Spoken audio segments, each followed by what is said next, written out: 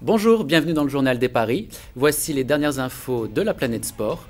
On commence tout de suite par les titres. Football, au PSG, Stéphane Sessegnon demeure incertain. À Marseille, Ben Arfa et Niang en viennent aux mains.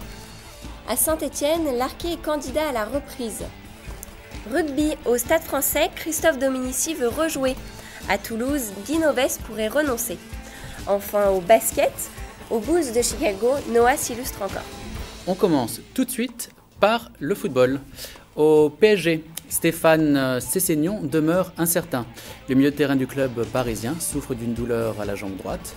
À 3 jours du choc à Marseille, pour le compte de la 31e journée de Ligue 1, l'international béninois ne sait toujours pas s'il pourra tenir sa place. L'absence de Sessegnon amoindrirait les chances du PSG dans ce classico. À Marseille, Ben Arfa et Niang en viennent aux mains. Le quotidien La Provence révèle ce matin que le milieu de terrain marseillais en serait venu aux mains avec Mamadou Niang. Il se serait accroché dans le vestiaire du centre d'entraînement mercredi.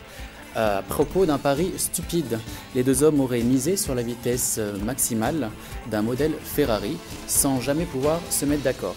Les joueurs marseillais semblent partagés par ce nouveau conflit, inquiétant à 3 jours du match OM-PSG.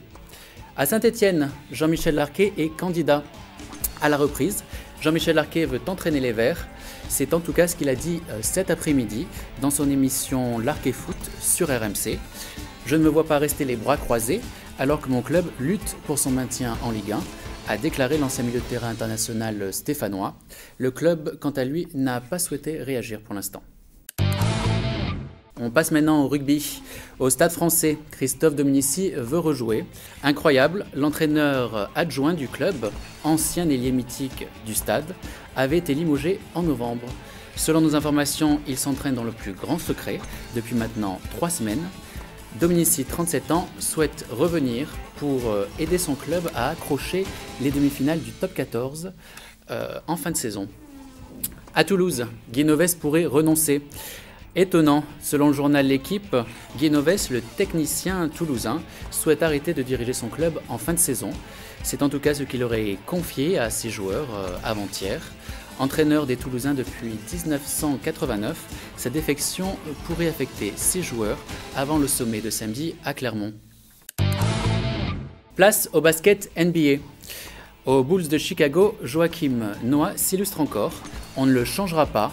Aussi intense sur les parquets que surprenant en dehors, Joakim Noah s'est cassé 2 dents hier. L'intérieur français des Chicago Bulls se serait blessé de façon stupide en voulant ouvrir une bouteille de bière avec ses dents. Déjà sanctionné de 15 000 $ d'amende pour avoir provoqué cette saison LeBron James, Noah pourrait se voir infliger une nouvelle pénalité financière par sa franchise. Rassurez-vous, il sera en tout cas bien présent ce soir à San Antonio face aux Spurs avec un gros trou dans la dentition. C'est la fin de ce JT des paris, une édition réactualisée dans quelques instants.